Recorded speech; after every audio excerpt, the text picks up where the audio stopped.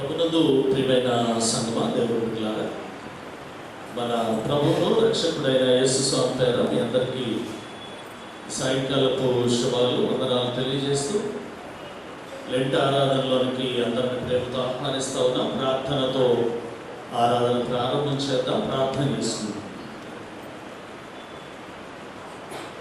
మా ఆశ్రయ దుర్గమ విమోచకుడ లోక రక్షక యేసు స్వామి, మీ పరిశుద్ధమైన పాదముల వందనాలు స్తోత్రాలు చెల్లిస్తూ ఉన్నాము నాయన. మా దేవ, గడిచిన కాలం పగటి వేళంతా కూడా మీ రెక్కలు కాచారు. గత సంవత్సరం మండల కాల ధ్యానాలు ప్రారంభం నుండి అసెన్స్ డే నుండి నాయన నా ప్రభు సంఘాన్ని మీ బలిష్టమైన రెక్కల కింద కాచి మండల కాల ఆరాధన మా జీవితాలలో మీరు అనుగ్రహించినందులకై స్తోత్రాలు చెల్లిస్తూ ఉన్నాను. రావలసిన మా ప్రియులందరినీ కూడా తోడుకొని రండి. వచ్చిన మా స్వరాలతో మిమ్మల్ని కీర్తించడానికి, కనపరచడానికి సహాయం చేయండి. ఈ ఆరాధన తండ్రి ఆది నుండి అంతం వరకు మీకు మహిమకరంగా చెల్లెలకు నేను ఆత్మీయంగా ఉండట కృప దయచేయమని యేసు నామములో అడిగి వేడుకొని దయచేసి కొంచెం విషయాన్ని గమనించాలి. తర్వాత నుండి సాయంకాల ఆరాధన నెక్స్ట్ డే నుంచి ఉంటుంది. ఆంధ్ర క్రైస్తవ కీర్తన పుస్తకంలో నుండి 181వ కీర్తన పాడుతూ దేవుని మహిమపరుస్తూ ఆరాధనలోని ప్రవేశిస్తాం.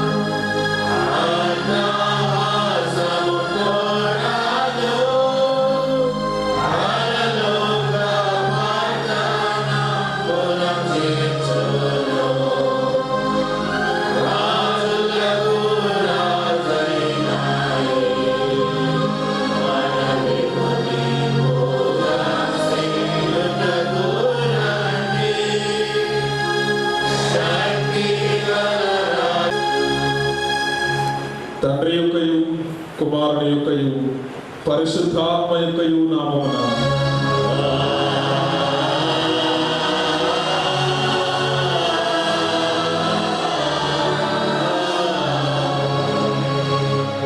నీ వెలుగును నీ సత్యమును బయలుదేరజేయము.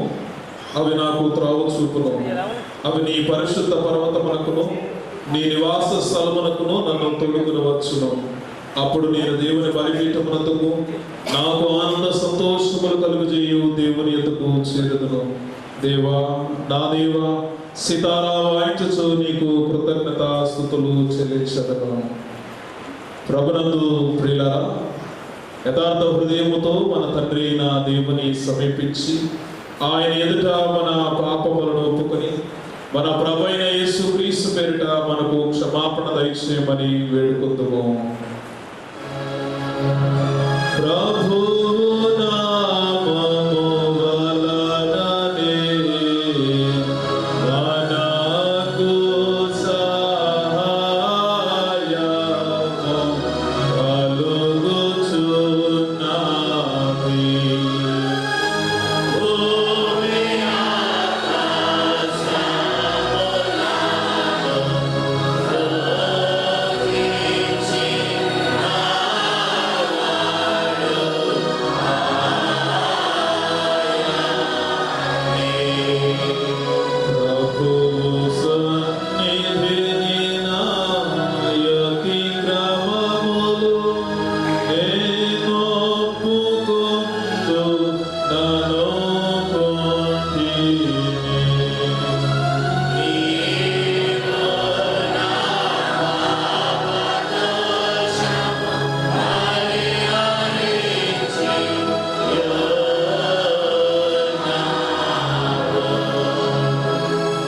సృష్టికర్తవు విమోచకుడు నైన సర్వశక్తి గల దేవ, దీనులము పాపులము అగుమేము, స్వాభావికముగా పాపులమనియు అపవిత్రులమనియు తలంపు వలన మాట వలన క్రియ వలన నీకు విరోధముగా పాపము చేసితమనియు నీ ఎదుట ఒప్పుకొనుచున్నాము.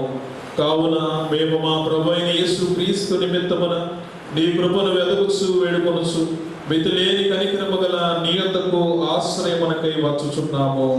మా కొరకు చనిపోవుటకై నీ జనకై కుమారుని ఇచ్చిన నీకు వందనముల దేవా, మమ్మల్ని కనికరించి ఆయన నిమిత్తమున మా సమస్త పాపములకు క్షమాపణ దయచేయము.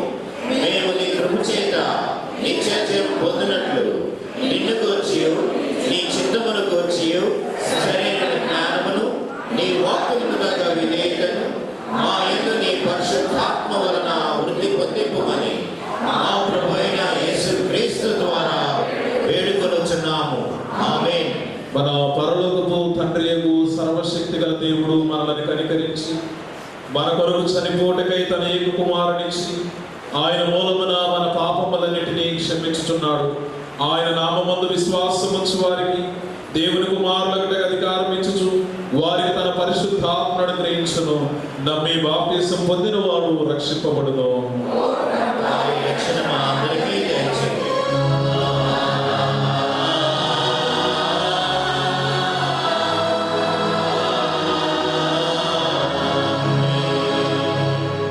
భస్మ బుధవారము లెట్టులోని మొదటి దినము కొరకే ఏర్పాటు చేయబడిన ప్రారంభ గీతమును అనుసరితుము. మహోన్నతుడైన దేవునికి నా కార్యము సఫలము చేయు దేవునికి మొరపెట్టుచున్నాను. ఈ ఆపదలో తొలగిపో వరకు నీ రెక్కల నీడను శరణు చూచి ఉన్నాను. నన్ను కరుణింపుము దేవా, నన్ను కరుణింపుము, నేను నీ శరణు చూచి ఉన్నాను.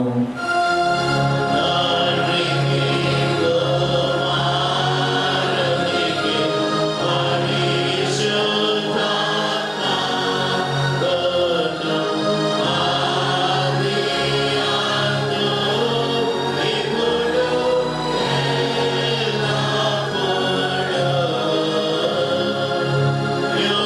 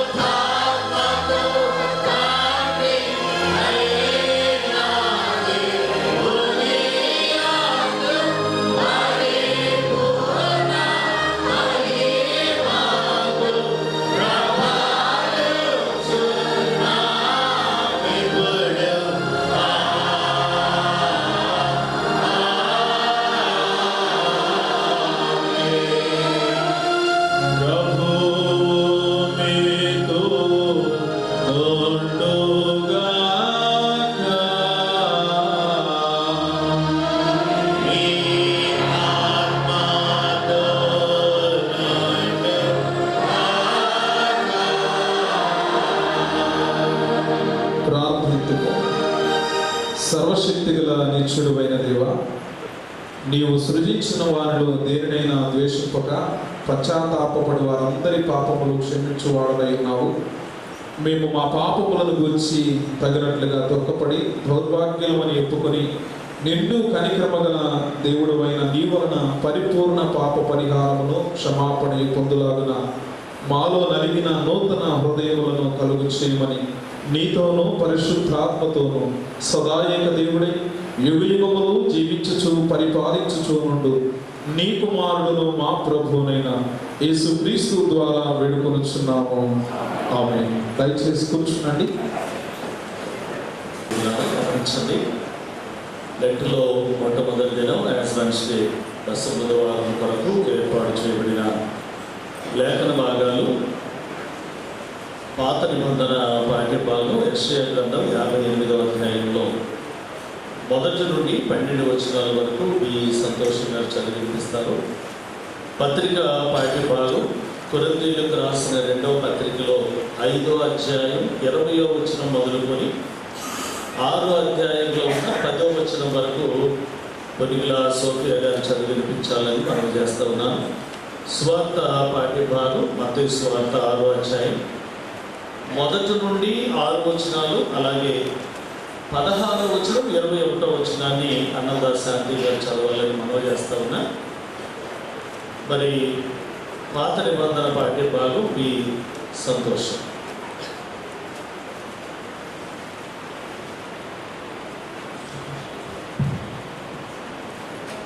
నేటి శ్రమల ధ్యానంలోని బస్సు బుధవారం కొరకు ఏర్పాటు చేయబడిన పాత నిబంధన పాఠ్యభాగము యెషయా గ్రంథము 58వ అధ్యాయము 1 నుండి 12 వచనములు. యెషయా గ్రంథము 58వ అధ్యాయము 1వ వచనం ప్రారంభం. తాళకపూల ఊదినట్టు ఎలుగెత్తి బిగ్గరముగా కేకలు వేయము. వారు చేసిన తిరుగుబాటును నా జనులకు తెలియచేయము. యాకోబు ఇంటి వారికి వారి పాపములను తెలియచేయము. తమ దేవుని న్యాయ విధిని విడవక నీతిని అనుసరించి వారైనట్టు అనుదినము వారు నా యొక్క విచారణ చేయుచు నా మార్గములను తెలుసుకొన ఇచ్చ కనబడుచుదురు. తమకు న్యాయమైన తీర్పులు తీర్చవలనని వారు అడుగుతూ దేవుడు తమకు ప్రత్యక్షుడు కావాలని ఇచ్చి ఉంటారు. మేము ఉపవాసం ఉండగా నీవెందుకు చూడవు? మేము మా ప్రాణం ఆయాసపరచుకునగా నీవెందుకు లక్ష్య పెట్టవు అని అందురు. మీ ఉపవాస దినమున మీరు మీ వ్యాపారం చేయుదురు, మీ పనివారి చేత కఠినమైన పని చేయించుదురు. మీరు కలహపడుచు వివాదము చేయించు అన్యాయంగా బుద్ధులాడుచు ఉపవాసముందురు. మీ కంఠధ్వని పరమునకు వినబడినట్లుగా మీరిప్పుడు ఉపవాసం ఉండరు. అట్టి ఉపవాసము నాకు అనుకూలమా? మనుషుడు తన ప్రాణమును బాధపరుచుకోవలసిన దినం అట్టిదేనా? ఒకడు జమ్ము అనే తల వంచుకొని గోనెపట్ట కట్టుకొని బూడిద పరుచుకొని కూర్చుంట ఉపవాసమా? అట్టి ఉపవాసము యెహోవాకు ప్రీతికరమని మీరు అనుకుందిరా? దుర్మార్గులు కట్టిన కట్ల నింపుటయు, కాడిమాని మోపులు తీయుటయు, బాధింపబడిన వారిని విడిపించుటయు, ప్రతి కాడిని విరుగగొట్టియు నేను ఏర్పరచుకున్న ఉపవాసం కదా. నీ ఆహారము ఆకలి కొనిన వారికి పెట్టుటయు, నీ రక్త సంబంధికి ముఖము తప్పింపకుండుటయు, దిక్కుమాలిన వీధులను నీ ఇంట చేర్చుకొనుటయు, వస్త్రహీనుడు నీకు కనబడినప్పుడు మనకి వస్త్రం నీచుటయు, ఇదే కదా నాకు ఇష్టమైన ఉపవాసము. అలాగున నీవు చేసిన ఎడల నీ వెలుగు వేకు చుక్క వలె ఉదయించును, స్వస్థత నీకు శీఘ్రముగా లభించును, నీతి నీ ముందున నడుచును. యెహోవా మహిమ నీ సైన్యపు వెనుకటి భాగమున కావలి కాయును. అప్పుడు నీవు పిలువగా యెహోవా ఉత్తరమిచ్చును, నీవు మొరపెట్టుగా ఆయన నేనున్నానను. ఇతరులను బాధించుటయు, వేలు పెట్టి చూపి తిరస్కరించుటయు, చెడ్డదాన్ని బట్టి మాట్లాడుటయు నీవు మాని ఆశించిన దానిని ఆకలి కొనిన వానికి ఇచ్చి శ్రమపడిన వారిని తృప్తిపరిచిన ఎడల చీకటిలో నీ వెలుగు ప్రకాశించును, అంధకారము నీకు మధ్యాహ్నం వలె ఉండును. యెహోవా నిన్ను నిత్యము నడిపించును. శ్యామకాలమున ఆయన నిన్ను తృప్తిపరిచి ఎముకలను బలపరచును. నీవు నీటి కట్టిన తోట వలెను, ఎప్పుడును ఉబ్బుకుచుండు నీటి గుడ్డ వలెను ఉండెదవు. పూర్వకాలం నుండి పాడైన స్థలములను నీ జనులు కట్టెదరు.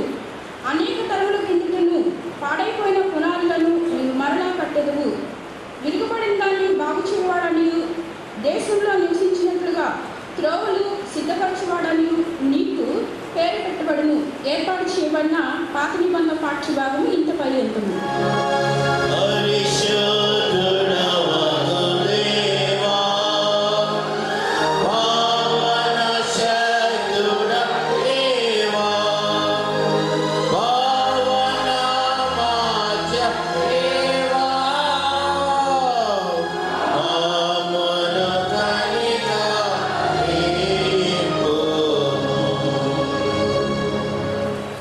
పత్రికా పాఠ్య భాగం బొరిల్లా సోఫియా గారు.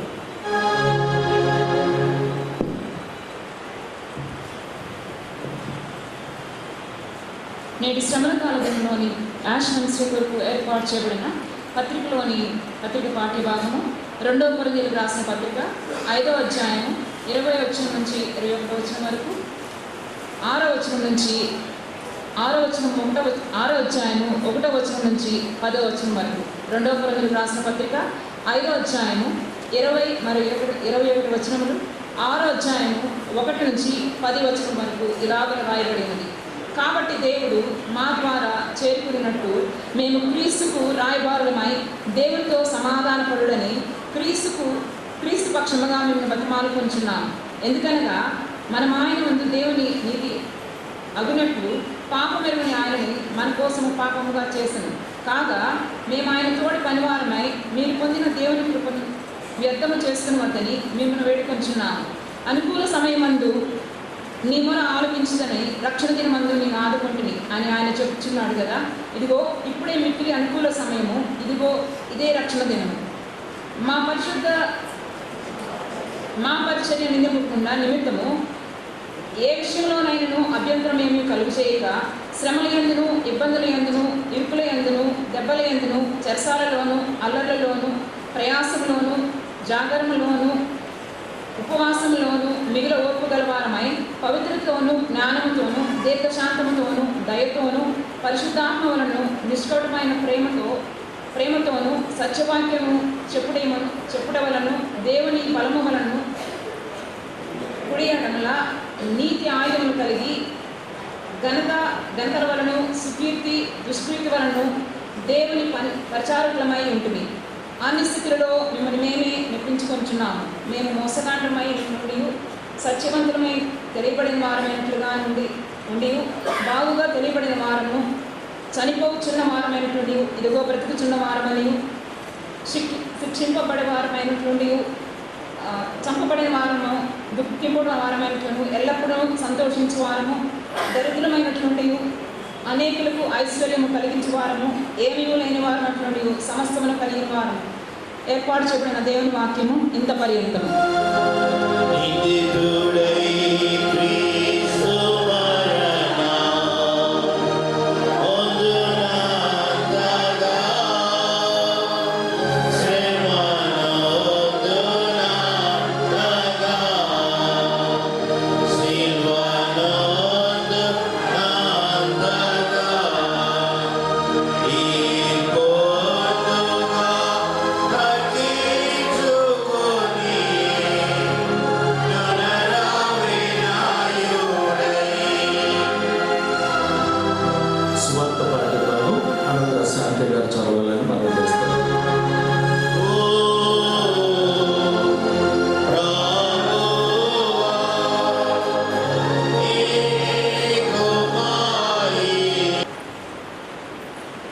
నేటి బసవ బుధవారం కొరకు ఏర్పాటు చేయబడిన పరిశుద్ధ గ్రంథంలో సువార్త పాఠ్య భాగము మత్తయి సువార్త 6వ అధ్యాయము 1 నుండి 6 వచనాలు మరియు 16, 21 వచనం. మత్తయి సువార్త 6వ అధ్యాయము 1వ వచనం ప్రారంభం.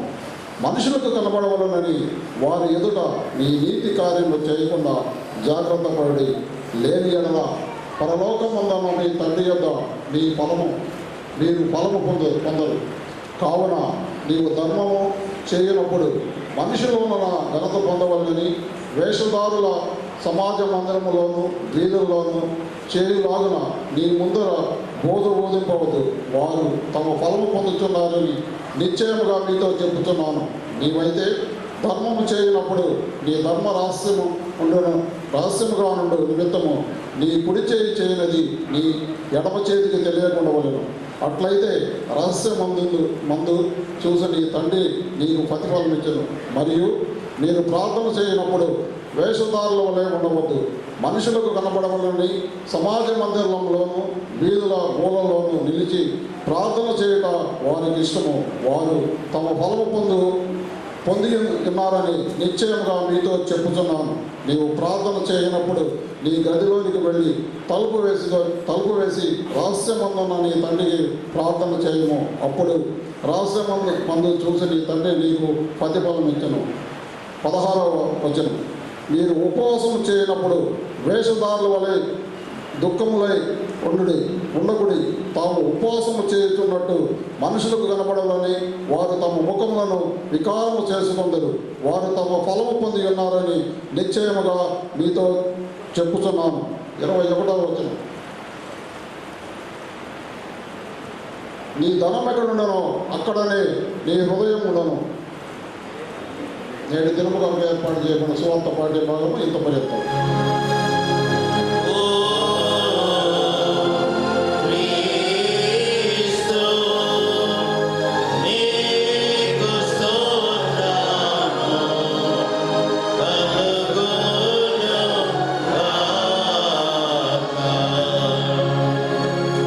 మనమందరము అలాగే నిలబడి ఉండగా అపోస్తుల విశ్వాస ప్రమాణములతో భూమి ఆకాశములను సృజించిన సర్వశక్తి గల తండ్రి అయిన దేవుని నమ్ముచున్నాను.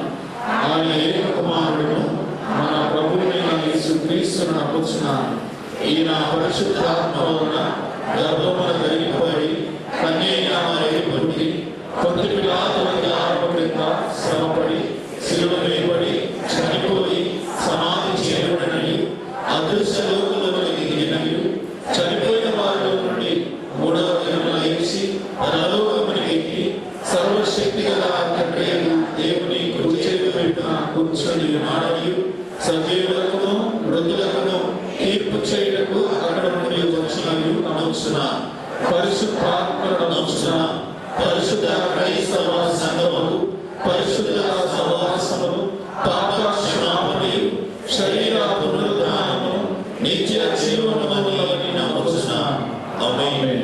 దయచేసి కూర్చునండి.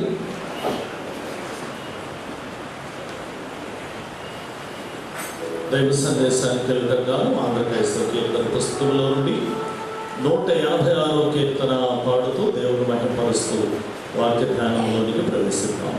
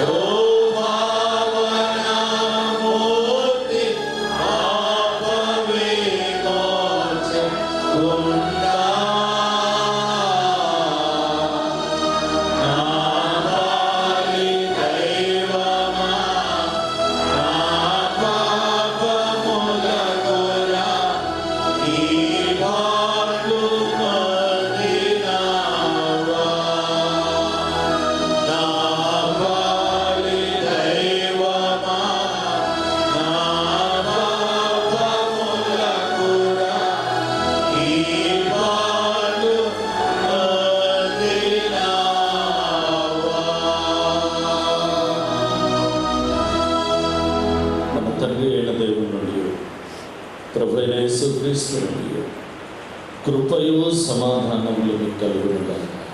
ఆమేన్. దయచేసి కూర్చోనండి.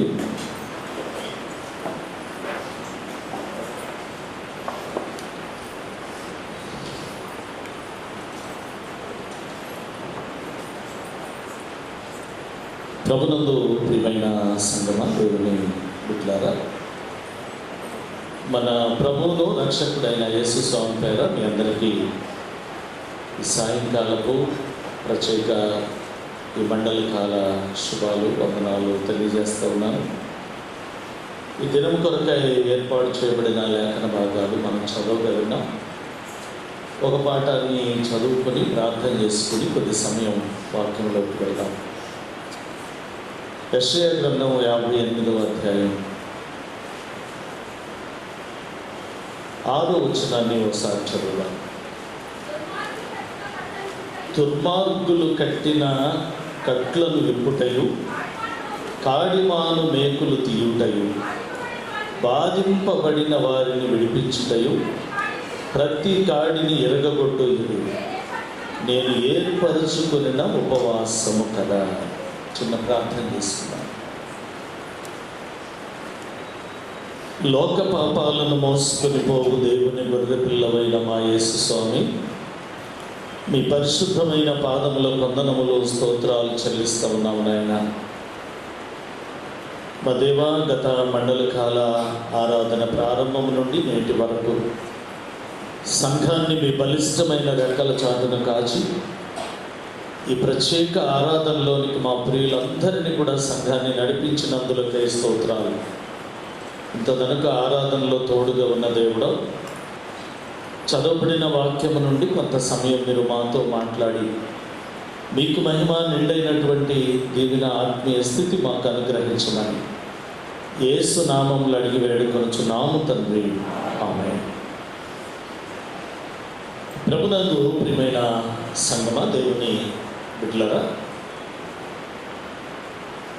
ఈ లెంట్ డేస్ యొక్క ప్రాముఖ్యత ఏమిటో మనం తెలుసుకొని తదుపరి ఈరోజు ఉన్నటువంటి మనకి ఇవ్వబడిన అంశం నిజమైన ఉపవాసం.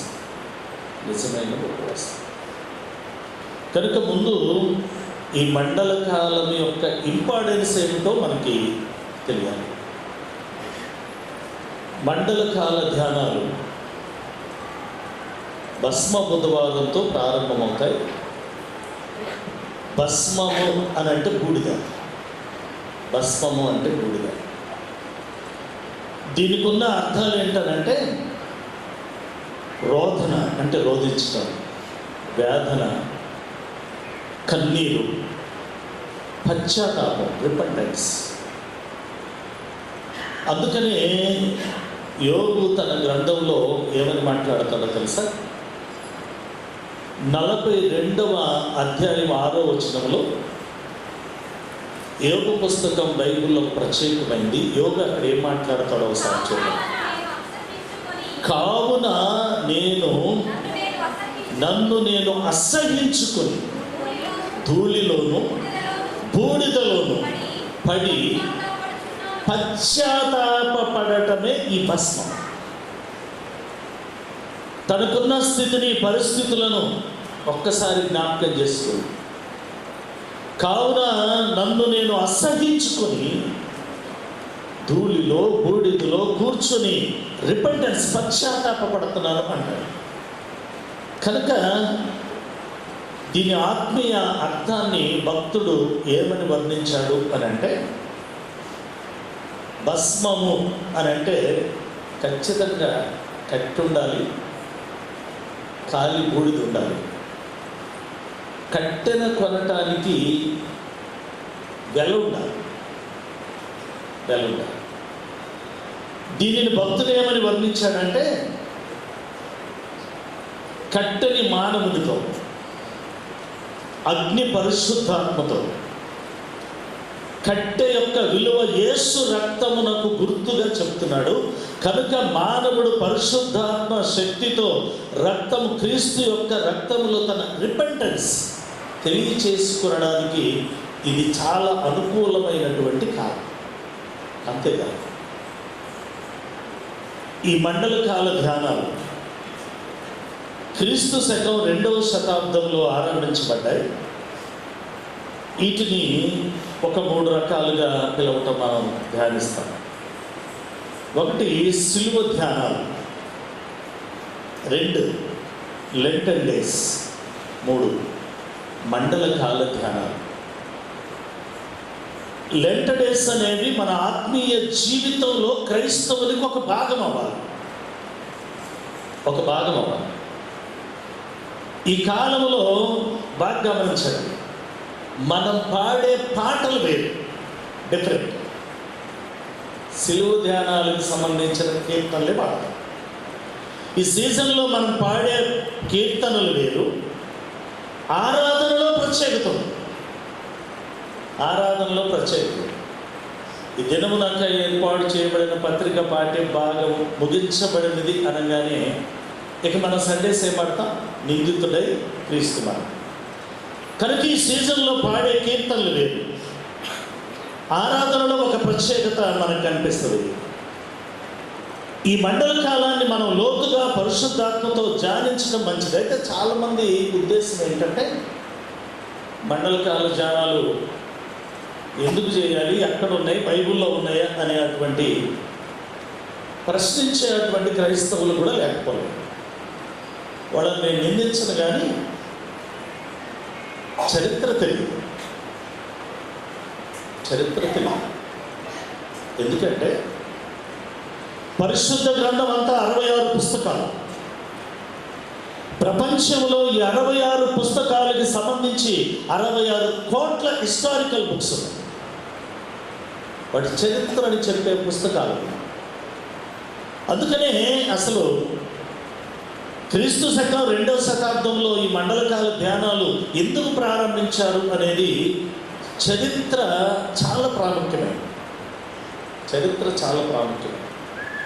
ఎందుకంటే మీరు బాగా గమనించండి, బైబిల్కి చాలా హిస్టరీ ఉంది. కథ కాదు బైబిల్, కథ అంటే మిత్, లేని దాన్ని చెప్పడం. కథను ఎలా ప్రారంభిస్తాను? అనగనగాని ప్రారంభిస్తాం. అనగనగా ఒక రాజు ఉన్నాడు, అనగనగా ఒక ఊరు ఉన్నాడు. అనగనగా ఆ రాజు ఎవరో మనకు తెలియదు, ఆ ఊరు ఎవరో మనకు తెలియదు. ఇది కథ. పరిశుద్ధ గ్రంథములు ఈ మాట ఉండదు. అనగనగాని ప్రారంభం అవ్వదు. చాలా డీటెయిల్డ్గా హిస్టారికల్గా చెప్పే అటువంటిది పరిశుద్ధ గ్రంథం. ఏం రాస్తాడో తెలుసా? ఇదిగో ఈ కాలం, ఈ సంవత్సరం, ఈ రాజు, ఇది చరిత్ర. ఇట్లా మొదలవుతుంది. ఇది పరిశుద్ధ గ్రంథం. కనుకనే చరిత్ర లేనివాడు, తెలియనివాడు ఈ విషయాలు మాట్లాడతాడు.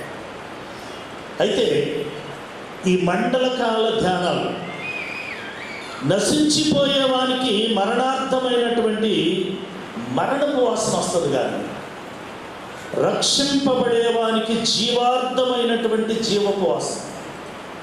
అందుకని ఈ మండల కాల ధ్యానం. ఈ విషయాన్ని పౌలు రాస్తాడు కొరింథీ పత్రిక. నశించిపోయేవాడికి సిలువను గూర్చిన ధ్యానం, సిలువను గూర్చిన సత్యం తెలుసుకోవడం మరణపు వాసన ఉండొచ్చేమో, కానీ రక్షింపబడుతున్నటువంటి వాడికి ఈ మండల కాల ధ్యానం లేదా సిలువను గూర్చినటువంటి వార్త జీవార్థమైనటువంటి జీవపు వాసనగా ఉంటుంది అని మాట్లాడతారు. కనుక మండల కాల ధ్యానం చాలా ఇంపార్టెన్స్. ఓల్డ్ ఇంగ్లీష్లో 2000 శతాబ్దం ప్రారంభమైనప్పుడు లెంటైన్ అని పిలిచారు. మాధ్యమిక కాలం ఇంగ్లీష్లో లెంట్ అని అనువాదం చేశారు. ప్రభునందు ప్రియమైన దేవుని బిడ్డలారు గమనించండి, లెంట్ అంటే అర్థం వసంతకాలం, చిగురించడం, చీల్చుట, చిగురించుట అనే అర్థాలు ఈ లెంటన్ అనేటువంటి ప్రధానికి ఉన్నాయి. వసంతకాలం అంటే చిగురించడం, చీల్చడం. పండితులు ఈ కాలాన్ని వసంతకాలంగా పరిగణించారు. 2 పస్కా ఆయుత్తపరచడం.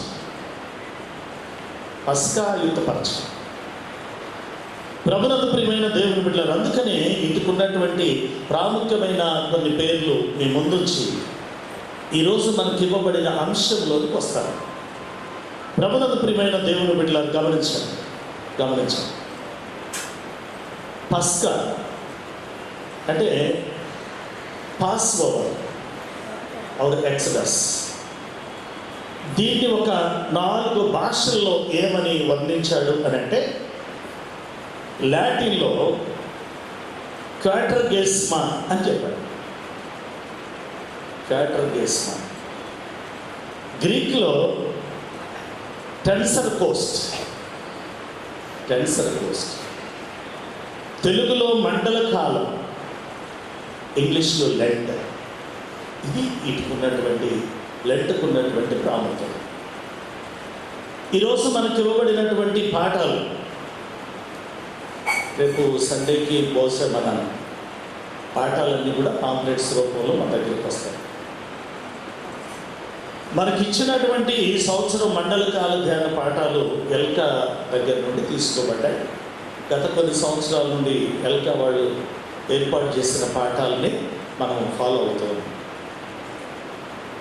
ఈరోజు ఇచ్చినటువంటి పాఠాల్లో అంశం మనకి ఏంటంటే నిజమైన ఉపవాసం.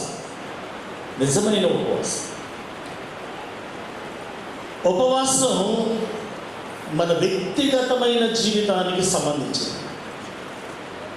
ఈ ఉపవాసంలో దేవునికి నీకు రిలేషన్ ఉండాలి, స్పిరిచువల్ రిలేషన్ ఉండాలి. అందుకనే మీకు ఒక మాట చెప్తాను. సంస్కృత భాష అయినటువంటి ఉపనిషత్తు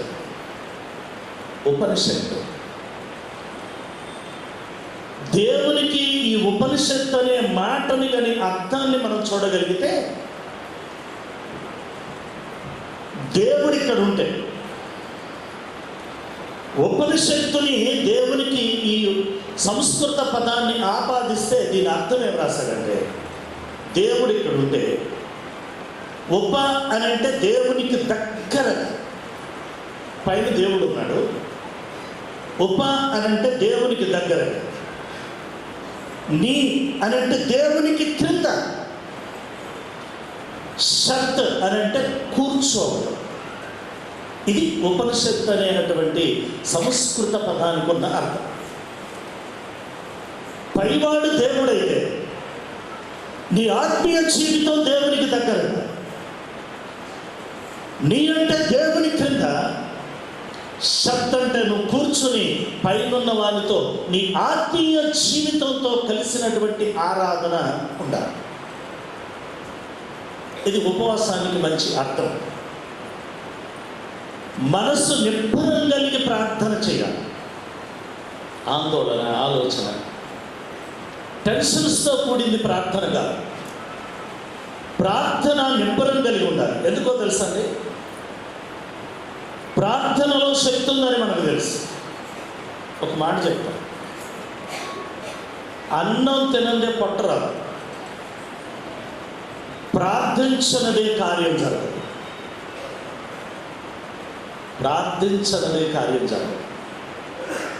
ప్రభునందు ప్రియమైన దేవుని బిడ్డలారా, గమనించండి.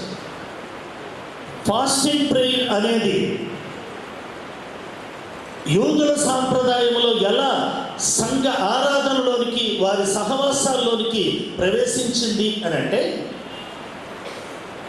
మనకు చదివే అంత సమయం లేదు కానీ మీరు నోట్ చేసుకుంటే మంచిది. జకరియా గ్రంథం 7వ అధ్యాయం 1 నుంచి 4 వచనాలు మీరు చదువుకోండి. అక్కడ ఒక 4 విషయాలు రాస్తున్నాయి. ఒకటి, 4 ప్రాముఖ్యమైన ఉపవాసాలను ఆచరించబడ్డాయి. 4 ప్రాముఖ్యమైన ఉపవాసాలు. 1, 4వ నెలలో ఉపవాసం. 2, 5వ నెలలో ఉపవాసం. 3, 7వ నెలలో ఉపవాసం. 4, 10వ నెలలో ఉపవాసాలు చేశారు. ఎందుకని ఇలాంటి ఉపవాసం, దీని ఇంపార్టెన్స్ ఏంటి అని అంటే, 4వ నెలలో ఉపవాసాన్ని తమ్మూజ్ అని పిలిచారు. హిబ్రూ తమ్మూజ్. ఎందుకు ఈ 4వ నెలలో ఉపవాసం వీళ్ళకి ప్రాముఖ్యత అంటే, ఇది యెరూషలేము గోడలను బబులోను వారు కూలదోసినందుకై దేవా ఈ విధంగా అయిపోయిందని ఉపవాసం ఉండి 4 నెలల్లో ప్రార్థన చేశారు. యెరూషలేము గోడలను బబులోనీయులు కూలదోసినందుకై ఈ ప్రార్థన చేసేవారు. 5వ నెలలో ఉపవాసం తిషాబియావు. ఈ ప్రార్థన ఎందుకు చేస్తారంటే, మొట్టమొదటిగా దేవాలయాన్ని నిర్మించిన వాడు సొలొమోను. సొలొమోను మహారాజు నిర్మించినటువంటి ఆలయమును, రాజనగర్ని కూల్చివేశారు. దేవా తిరిగి మళ్ళా నిర్మించబడాలి. దీని కొరకు 5వ మాసంలో వీళ్ళు ఉపవాసం ఉంటారు. దీంట్లో ఎందుకంటే తెలుగు మాసాలు, ఇంగ్లీష్ మాసాలు ఎలా ఉన్నాయో ఈ యూదులకు కూడా ఎబ్రూ మాసాలు క్లిస్లీవ్ ఇవన్నీ కూడా మాసాలు. ఎస్తేర్ గ్రంథం చదువుకుంటే నెహెమియా ఎస్తేర్లో ఈ మాసాలు కాదు. 7వ నెలలో తిష్రీ అనే అటువంటి ఈ మాసంలో ఎందుకు 7వ నెలలో ఉపవాసం అంటే, ఆలయాన్ని కూల్చివేసిన తర్వాత బబులోను రాజు యోధాకు ఒక గవర్నర్ని నియమించాడు. గవర్నర్ ఏం పేరు? అతని పేరు గెదల్యా. వీళ్ళు ఏం చేస్తారంటే, గెదల్యాని అతనితో ఉన్నటువంటి యూదులను కూడా సంహరించారు, చంపేశారు. ఎందుకు దేవా నీ బిడ్డలు ఇలా సంహరించబడుతున్నారు అని 7వ నెలలో ఉపవాసం ఉండి ప్రార్థన చేశారు. 10వ నెలలో ఉన్న ఉపవాసాన్ని టెబెట్ అని పిలిచారు. ఇది ఎందుకు చేస్తున్నారంటే, యెరూషలేమును బబులోను వారు ముట్టడి వేసి క్షామకరమైనటువంటి పరిస్థితులను తలపెట్టినందులకై పరిస్థితులు చక్కబడటానికి ప్రార్థన చేస్తున్నారు. ఇది 10వ నెలలో చేసే ప్రార్థన నిజంగా పరిస్థితులను మార్చివేస్తుంది. ప్రార్థన పరిస్థితులను మార్చివేస్తుంది. ప్రభునందు ప్రియమైన దేవుని బిడ్డలారా, అలాంటి ప్రార్థన పరిస్థితులను మార్చివేస్తుంది అని చెప్పడానికి ఒక రెఫరెన్స్తో మీ ముందుకు వచ్చి, ఈరోజు నేను 8:15 కల్లా నా మాటలు ముగించేస్తాను. రోజు ఈ టైం ఉండదు, 8కి మనం క్లోజ్ చేస్తాం. ఈరోజు ఫుల్ ఆరాధన ఉంది కాబట్టి మనకి సమయం. చదవండి నెహెమియా గ్రంథం 1వ అధ్యాయం 2 నుండి 4 వచనాలు చదవాలని మనం చేస్తాం.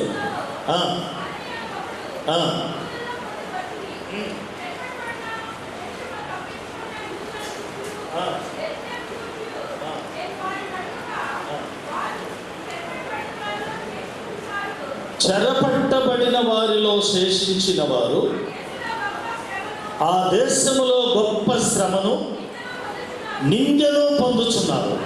మరియు యెరూషలేము యొక్క ప్రాకారములు పడదోయబడినవి, దాని గుమ్మములు అగ్ని చేత కాల్చబడినవి.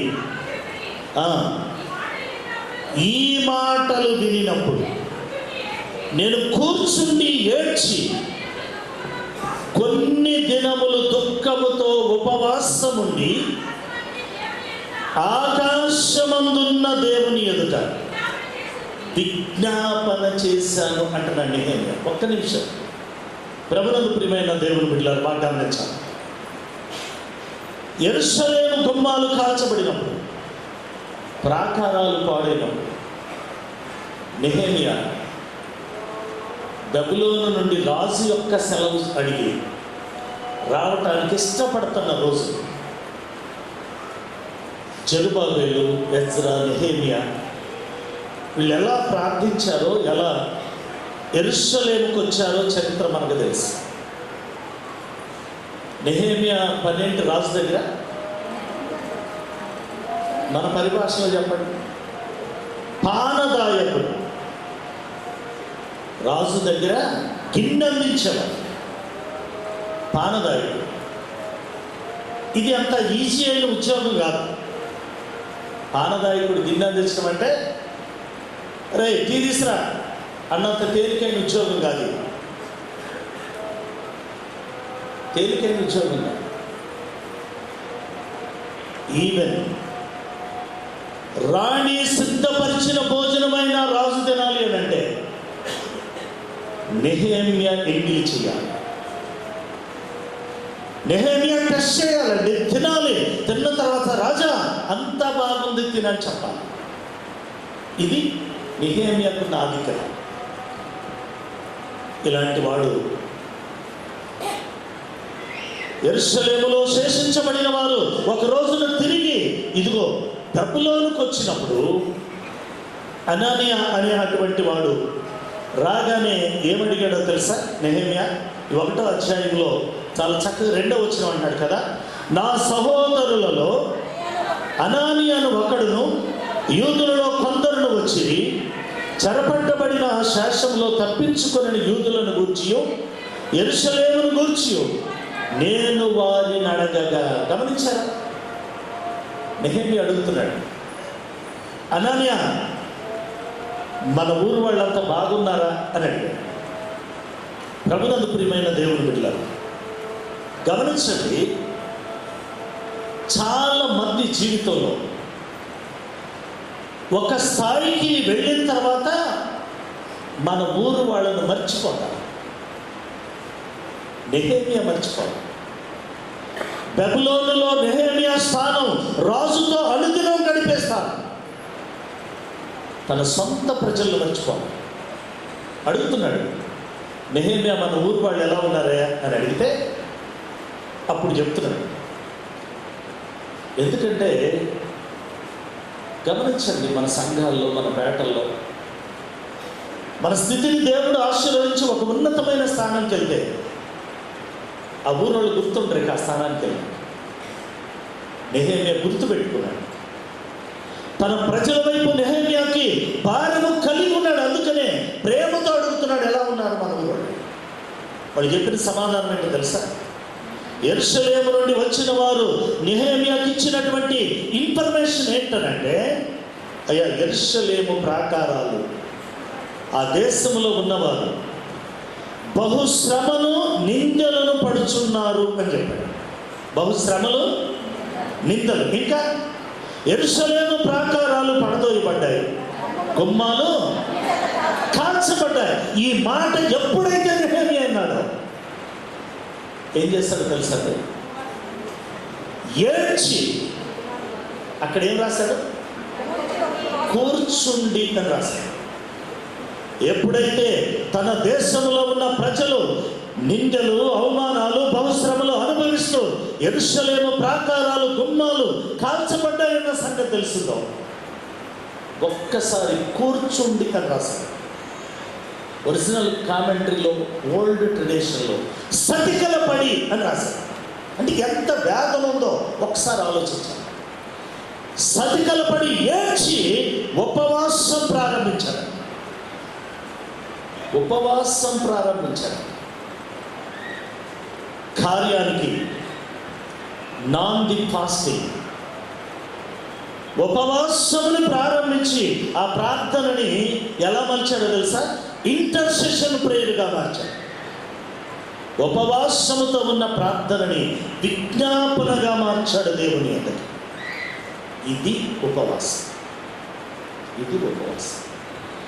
పైనున్న దేవునికి, కిందున్న నీవు పరిస్థితులను, ప్రతికూలతను ఇదిగో ఉపవాసముతో ప్రార్థనని ఇంటర్సెషన్ ప్రేయర్గా మార్చాడు. విజ్ఞాపనగా దేవుని వద్దకి కిందుండి ఉపవాసం ఉండి ప్రార్థన చేయడం ప్రారంభించాడు.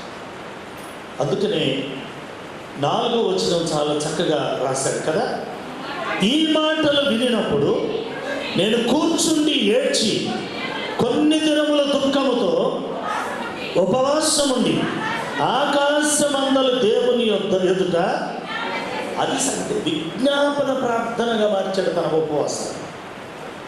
విజ్ఞాపన ప్రార్థనగా మార్చాడు. నా ప్రియ సంగమా, నీ తోటివాడు దౌర్భాగ్యమైన స్థితిలో ఉన్నాడు అని అంటే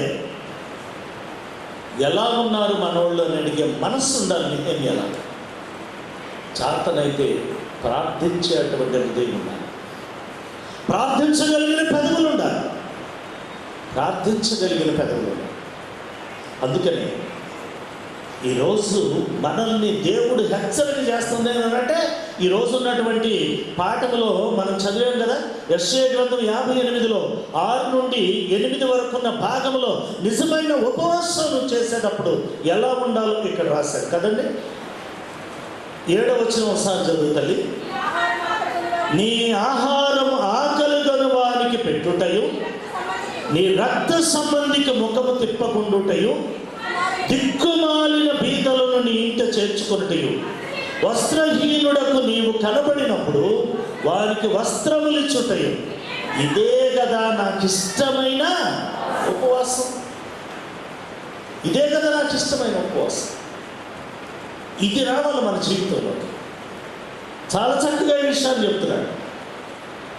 ఆహారము ఆకలిగా ఉన్నవాడికి పెట్టాలి, ఆకలితో అలమటించేవాడికి పట్టెడు అన్నం పెట్టాలి. నీ రక్త సంబంధి తోబుట్టు కష్టకాలంలో ఉంటే నువ్వు మొహం చాటైపోయి. ఈరోజు క్రైస్తవుల్లో ఇలాంటి ప్రభావం ఎక్కువై, నా కుటుంబం, నా జీవితం, నాదే రిలేషన్స్ లేదు. అన్నదమ్ముడోడు కష్టకాలంలో ఉంటే కనికరించే మనసు క్రైస్తవునికి ఉండాలి. దేవునికి ఇష్టమైన ప్రార్థన, దేవునికి ఇష్టమైనటువంటి ఉపవాసం అనేది ఇప్పుడు చెప్తున్నాడు. ఆహారం కొనిన వారికి, ఆకలి కొనిన వారికి ఆహారం పెట్టు, నీ రక్త సంబంధికి మొఖం తిప్పొద్దు, దిక్కుమాలిన బీదలను నీ ఇంట చేర్చుకొను, వస్త్రహీనుడు నీకు కనబడినప్పుడు వానికి ఏమి ఇయ్యాలా? వస్త్రాలు ఇవ్వు. ఇదే కదా నాకు ఇష్టమైన ఉపవాసం. మనం చేసేటప్పుడు మన జీవితంలో ఇవి ఉండాలి. ఈ క్వాలిటీస్ లేకుండా నువ్వు ఎంత 24 గంటల ఫాస్టింగ్ ఉన్నా కానీ వేస్ట్ అయ్యి. ఈ క్వాలిటీస్ కనీసం ఆ స్థితిలో ఉన్నవాడు, నీకంటే ఇంకా దిగువ స్థితిలో ఉన్నటువంటి వీళ్ళను నువ్వు కనికరించాలి. ఇంకా జకర్యా 1:10 ఏమన్నాడు? చదవద్దు, వెంటనే. విధవరాళ్ళు, తండ్రి లేని వారు, పరదేశులను, దరిద్రులను బాధ పెట్టకుడి, హృదయములో కీడు చేయకుడి అన్నాడు. ఇది చేయాలి మన జీవితం. దేవునికి ఇష్టమైనటువంటి ప్రార్థన, నిజమైనటువంటి ఉపవాసం ఎప్పుడనంటే ఈ కాలంలో. అందుకనే ఇదంతా కూడా దేవుని హెచ్చరిక. అయితే మన ఉపవాసం ఎలా ఉండాలా? మన ఉపవాసం ఎలా ఉండాలో ఈరోజున్న పాఠంలో చెప్పాడు. మత్తయి సువార్త 6వ అధ్యాయం 16-17 వచనాలు ఒకసారి చదవండి. మీరు ఉపవాసము చేయనప్పుడు వేషధారుల వలె దుఃఖముఖులై ఉండకుడి, ఉపవాసము చేయుచున్నట్లు మనుషులకు కనపడవలని కాక 16-17 చదవమ్మాయి. మనుషులకు కనపడవలని కాక రహస్యమందున్న నీ తండ్రికి కనబడవలని నువ్వు ఉపవాసం చేయనప్పుడు నీ తలంటుకొని నీ ముఖమును కడుక్కొని అప్పుడు రహస్యముందున్న నీ తండ్రి నీ ప్రార్థన ఆలకిస్తాడు. ఒక్క నిమిషం ఏమంటాడు తెలుసా? మన ఉపవాసం ఎలా ఉండాలో ఇక్కడ చెప్పాడు. నీ ఉపవాసం ఎలా ఉండాలంటే, నువ్వు ఉపవాసం ఉన్నట్లు ఎదుటోడికి నువ్వు కనపడాల్సిన అవసరం లేదు, ముఖం వికారం చేసుకునే అవసరం. ఉపవాసం అనేది, ఫాస్టింగ్ అనేది నీ పర్సనల్ లైఫ్, నీ వ్యక్తిగతమైన జీవితం. నీ వ్యక్తిగతమైన జీవితం ఎలా ఉపవాసం ఉండి నేను దీక్షలో, ఆరాధనలో పాల్గొంటే బాగుంటుంది అనేది 2-3 విషయాలతో నువ్వు సెట్ చేసుకోవాలి. ఒకటి, నీ హెల్త్, నీ ఏజ్, నీ హెల్త్. 2, నీ వర్క్, నీ పనిని బట్టి.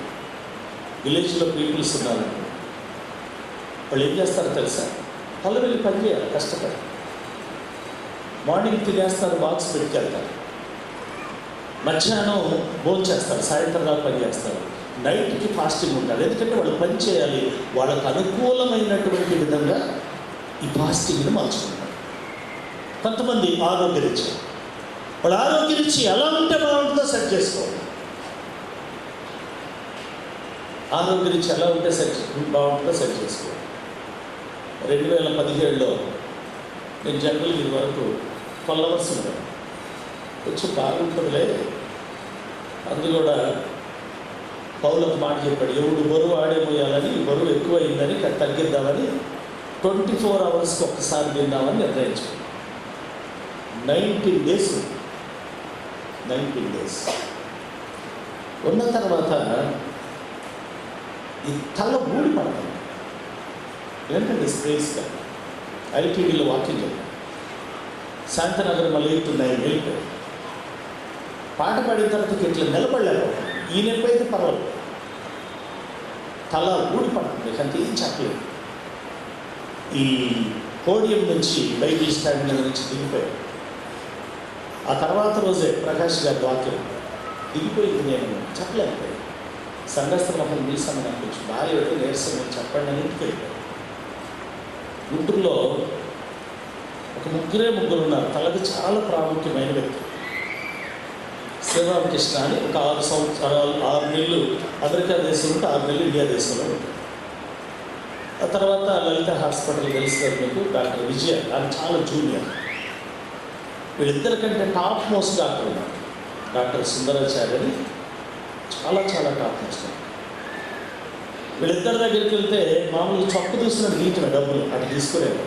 డాక్టర్ సుందరాచార్య అంబేద్కరిస్ట్. ఆయన ఛాంబర్లో అంబేద్కర్ బొమ్మ చాలా జెన్యూన్, టాప్ మోస్ట్. కనీసం మనం కలవాలి అని అంటే 1 month ముందుగానే బుక్ చేసుకోవాలి. ఆ కల ఊడిపడాలి.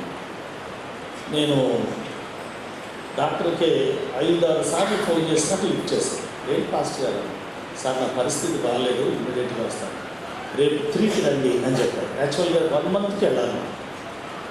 వెళ్ళిన తర్వాత ఒక లైట్ నా కళ్ళల్లో ఇలా వేసి చూశాను. ఎన్ని రోజుల నుంచి మీకు ఎలా ఉంది అని.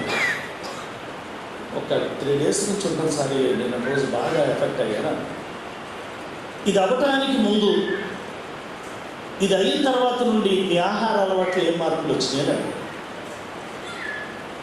చెప్పాల్సి వచ్చింది. చెప్పారు, ఇట్లా సార్ 24 hours ఒకసారి రోజు చేస్తాను. పాస్టర్ గారిని భక్తి ఉండొచ్చు కానీ ఆరోగ్యం జరగకూడదు. లేదు సార్, నీకు ఏ ప్రాబ్లం లేదు, నీకేం రాయాలా, ఎంఆర్ఐ స్కాన్లు 5,000 10,000 2 చోట్ల పంపించాను. నేను అలా చేయను. నీకు ఆహారం తీసుకోకపోవడం వల్ల నీ మెదడుకి వెళ్ళే నాళాలు శక్తినివ్వటం లేదు, నీకు మెమొరీ లాస్ అయిపోతాడు. కొన్ని రోజులైతే నువ్వు కూలిపోతావు. ఇమీడియట్గా నువ్వు టిఫిన్ చేయాలని వాళ్ళ అటెండెన్స్ సార్కి 2 ఇడ్లీ తీసుకురాకన్నా, 2 ట్యాబ్లెట్స్ ఇచ్చాను. ఇడ్లీ తిన ట్యాబ్లెట్ వేసుకొని 160 రూపాయలకి బిళ్ళలు రాసి నువ్వున్న కార్లు ఇంటికి వెళ్ళిపోయాను. గుడంపాడు దాటాను. భరించలేని తలనొప్పి ఏమైందో తెలియదు. ఆరోగ్యాన్ని దృష్టిలో పెట్టుకొని మనం ఉపవాసం, ఆరోగ్యాన్ని దృష్టిలో పెట్టుకో. కనుకనే ఉపవాసం అనేది మనం ఎలా ఉండాలో చెప్పాడు.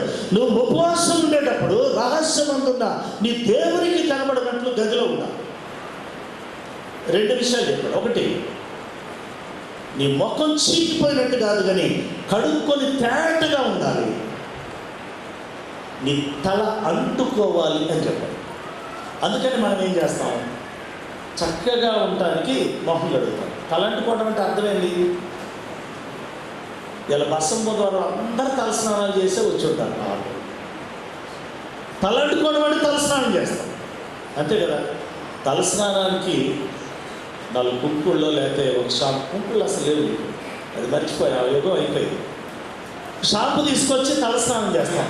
తలంటుకోవడం అంటే షాంపుతో తలస్నానం చేస్తే తలకున్న ఎంట్రుకులకున్న మురికిపోతాయి, కానీ ఇక్కడున్న మురికిపోదు.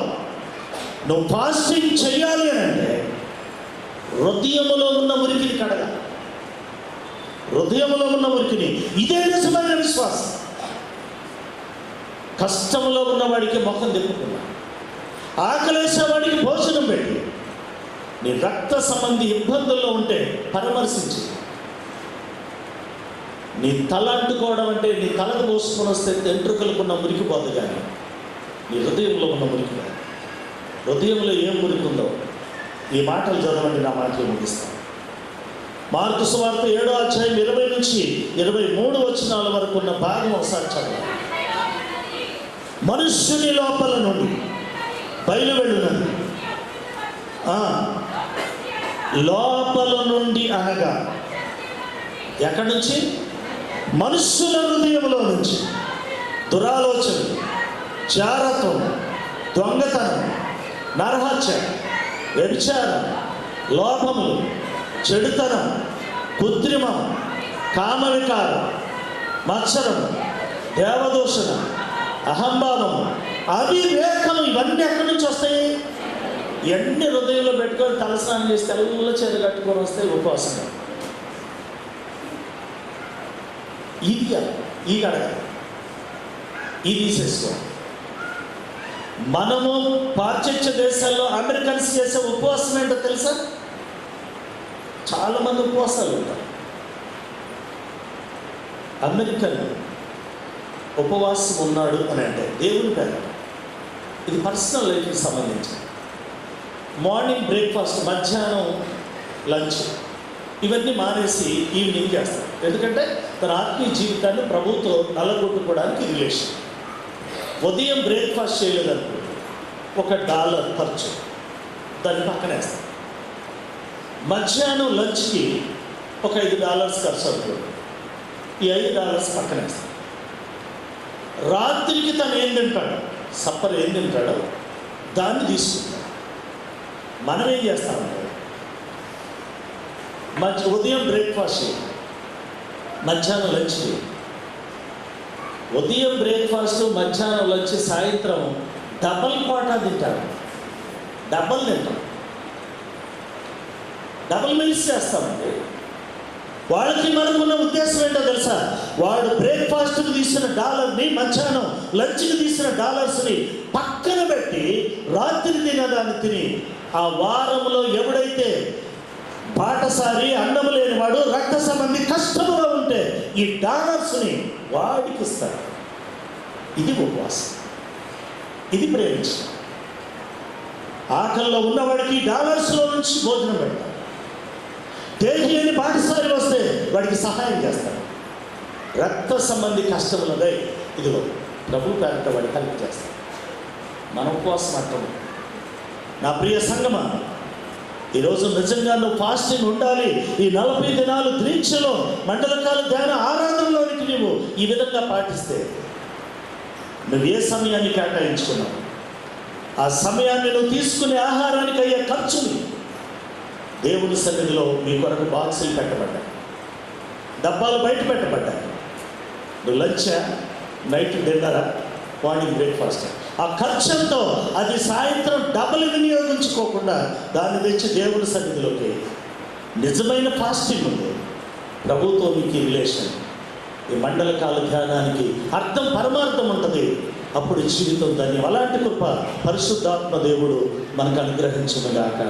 ఆమేన్. సమస్త జ్ఞానమునకు మించిన దేవుని సమాధానం యేసుక్రీస్తు వల్ల మీ హృదయములకు తలంపులకు కావలి ఉండనుగాక.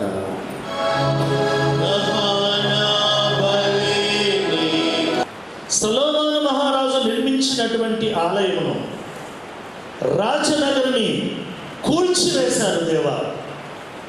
తిరిగి మళ్ళా నిర్మించబడాలి.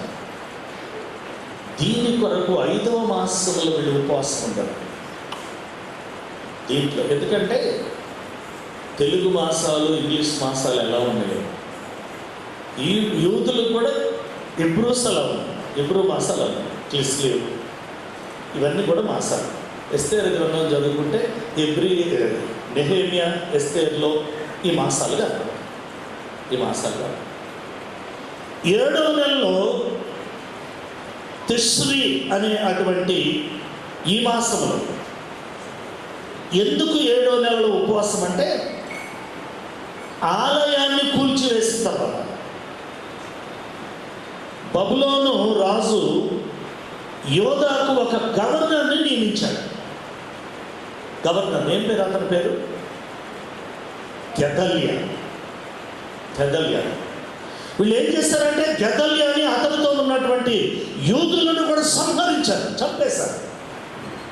ఎందుకు దేవా నీ బిడ్డలు ఇలా సంహరించబడుతున్నారు అని 7వ నెలలో ఉపవాసం ఉండి ప్రార్థన చేశారు.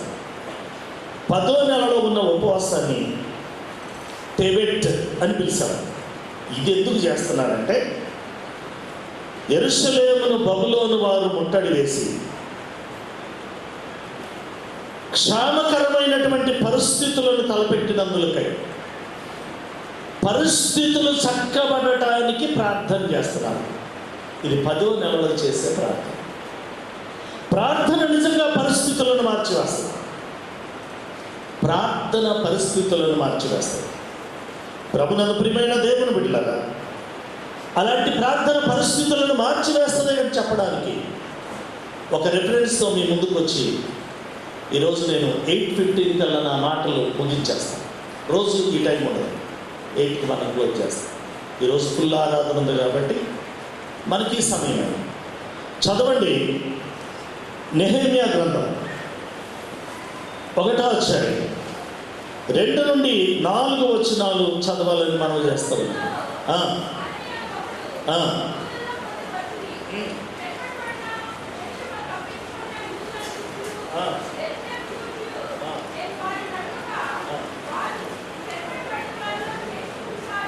చెరపట్టబడిన వారిలో శేషించిన వారు ఆ దేశములో గొప్ప శ్రమను నిందను పొందుచున్నారు.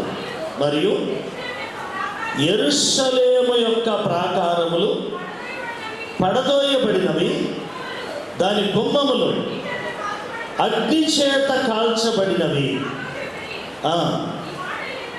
ఈ మాటలు వినినప్పుడు నేను కూర్చుండి ఏడ్చి కొన్ని దినములు దుఃఖముతో ఉపవాసముండి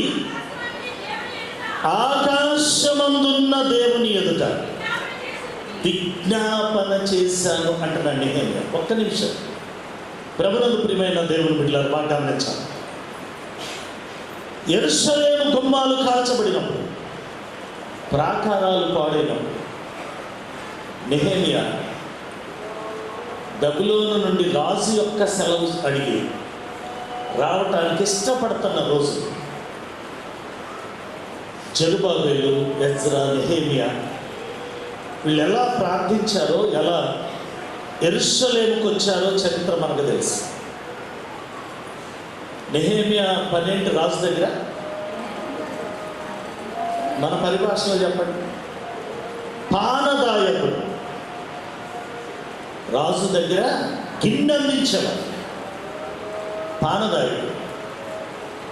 ఇది అంత ఈజీ అయిన ఉద్యోగం కాదు. పానదాయకుడు గిన్నె అందించడం అంటే రే టీ తీసురా అన్నంత తేలికైన ఉద్యోగం కాదు. తేలికైన ఉద్యోగం కాదు.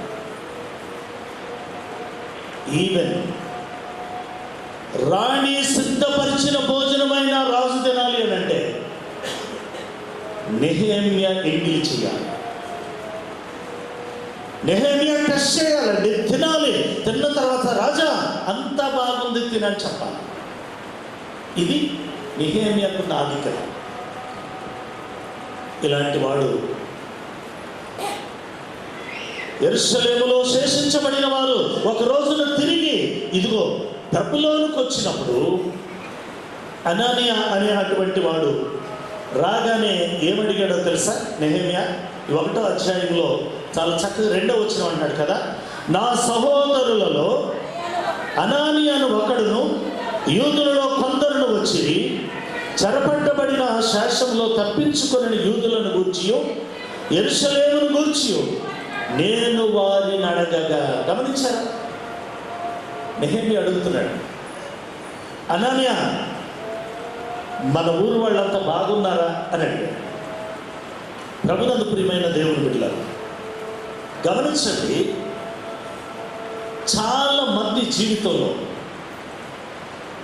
ఒక స్థాయికి వెళ్ళిన తర్వాత మన ఊరు వాళ్ళను మర్చిపోతారు. నెహెమ్యా మర్చిపోవాలి. బబులోనులో నెహెమ్యా స్థానం రాజుతో అనుదినం గడిపేస్తాను. తన సొంత ప్రజలను మర్చిపోవాలి. అడుగుతున్నాడు, నెహెమ్యా మన ఊరు వాళ్ళు ఎలా ఉన్నారా అని అడిగితే అప్పుడు చెప్తున్నాడు. ఎందుకంటే గమనించండి, మన సంఘాల్లో, మన పేటల్లో మన స్థితిని దేవుడు ఆశీర్వదించి ఒక ఉన్నతమైన స్థానానికి వెళ్తే ఆ ఊరోళ్ళు గుర్తుంటారు. ఆ స్థానానికి వెళ్ళి నెహెమ్యా గుర్తుపెట్టుకున్నాడు. తన ప్రజల వైపు నెహెమ్యాకి భారము కలిగి ఉన్నాడు. అందుకనే ప్రేమతో అడుగుతున్నాడు, ఎలా ఉన్నారు మన ఊరోళ్ళు? వాళ్ళు చెప్పిన సమాధానం ఏంటో తెలుసా? యెరూషలేము నుండి వచ్చిన వారు నెహెమ్యాకి ఇచ్చినటువంటి ఇన్ఫర్మేషన్ ఏంటనంటే, అయ్యా, యెరూషలేము ప్రాకారాలు ఆ దేశంలో ఉన్నవారు బహుశ్రమను నిందలను పడుచున్నారు అని చెప్పాడు. బహుశ్రమలు, నిందలు. ఇంకా యెరూషలేము ప్రాకారాలు పడదోయబడ్డాయి, గుమ్మాలు కాల్చబడ్డాయి. ఈ మాట ఎప్పుడైతే నెహెమ్యా అన్నాడో ఏం చేస్తాడో తెలుసా? ఏడ్చి, అక్కడ ఏం రాశాడు? కూర్చుండి అని రాశాడు. ఎప్పుడైతే తన దేశంలో ఉన్న ప్రజలు నిందలు, అవమానాలు, బహుశ్రమలు అనుభవిస్తూ యెరూషలేము ప్రాకారాలు, గుమ్మాలు కాల్చబడ్డాయన్న సంగతి తెలుస్తుందో ఒక్కసారి కూర్చుండి అని రాశాడు. ఒరిజినల్ కామెంటరీలో, ఓల్డ్ ట్రెడిషన్లో సతికల పడి అని రాశాడు. అంటే ఎంత వేదన ఉందో ఒకసారి ఆలోచించాలి. సతికల పడి ఏడ్చి ఉపవాసం ప్రారంభించాడు. ఉపవాసం ప్రారంభించాడు. కార్యానికి నాంది ఫాస్టింగ్. ఉపవాసముని ప్రారంభించి ఆ ప్రార్థనని ఎలా మార్చాడో తెలుసా? ఇంటర్సెషన్ ప్రేయర్గా మార్చాడు. ఉపవాసముతో ఉన్న ప్రార్థనని విజ్ఞాపనగా మార్చాడు దేవుని అందరికి. ఇది ఉపవాసం. ఇది ఉపవాసం. పైనున్న దేవునికి, కిందున్న నీవు పరిస్థితులను, ప్రతికూలతను ఇదిగో ఉపవాసముతో ప్రార్థనని ఇంటర్సెషన్ ప్రేయర్గా మార్చాడు. విజ్ఞాపనగా దేవుని వద్దకి కిందుండి ఉపవాసం ఉండి ప్రార్థన చేయడం ప్రారంభించాడు. అందుకనే 4వ వచనం చాలా చక్కగా రాశాడు కదా. ఈ మాటలు వినినప్పుడు నేను కూర్చుండి ఏడ్చి కొన్ని దినముల దుఃఖముతో ఉపవాసం ఉండి ఆకాశమందలు దేవుని ఎదుట, అది సంగతి, విజ్ఞాపన ప్రార్థనగా మార్చాడు తన ఉపవాసం. విజ్ఞాపన ప్రార్థనగా మార్చాడు. నా ప్రియ సంగమా, నీ తోటివాడు దౌర్భాగ్యమైన స్థితిలో ఉన్నాడు అని అంటే ఎలా ఉన్నారు మనోళ్ళు అని అడిగే మనస్సు ఉండాలి. నెహెమ్యాలా చాతనైతే ప్రార్థించేటువంటి హృదయం ఉండాలి. ప్రార్థించగలిగిన పెదవులు ఉండాలి. ప్రార్థించగలిగిన పెదవులు ఉండాలి.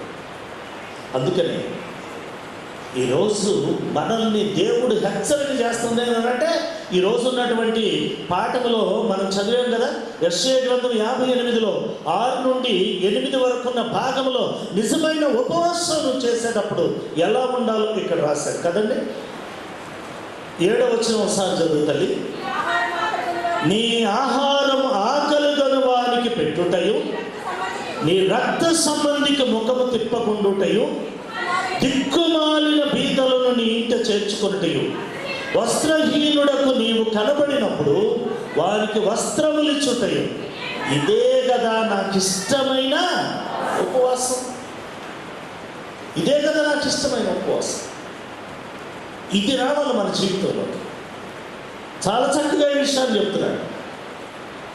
ఆహారము ఆకలి ఉన్నవాడికి పెట్టాలి. ఆకలితో అలమటించేవాడికి పట్టెడు అన్నం పెట్టాలి. నీ రక్త సంబంధి తోబుట్టు కష్టకాలంలో ఉంటే నువ్వు మొహం చాటైపోయి. ఈరోజు క్రైస్తవుల్లో ఇలాంటి ప్రభావం ఎక్కువ. నా కుటుంబం, నా జీవితం, నాదే, రిలేషన్స్ లేదు. అన్నదమ్ముడోడు కష్టకాలంలో ఉంటే కనికరించే మనసు క్రైస్తవునికి ఉండాలండి.